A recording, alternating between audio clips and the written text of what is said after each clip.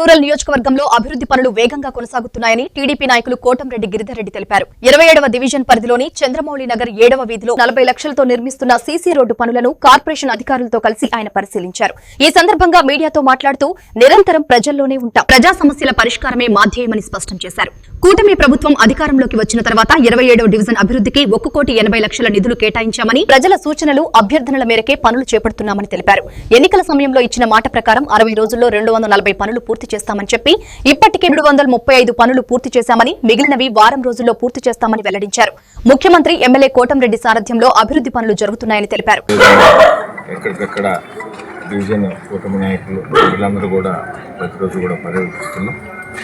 దానిలో భాగంగా ఈరోజు 27వ డివిజన్లోని చంద్రమౌళి ఏదైతే సిమెంట్ రోడ్ నడుస్తుందో దాన్ని కుటుంబ నాయకులతో స్థానిక ప్రజలతో కూడా పర్యవేక్షణ జరుగుతుంది.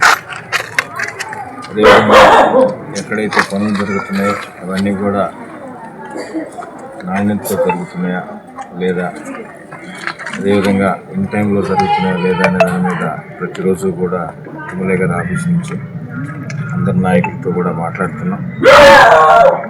ఏదైతే గౌరవ ముఖ్యమంత్రి శ్రీ నారా చంద్రబాబు నాయుడు గారి ఆశీస్సులతో నెల్లూరు రూరల్ నియోజకవర్గంలో అభివృద్ధి పనులు జరుగుతున్నాయి. దానిలో భాగంగా 240 వర్కులు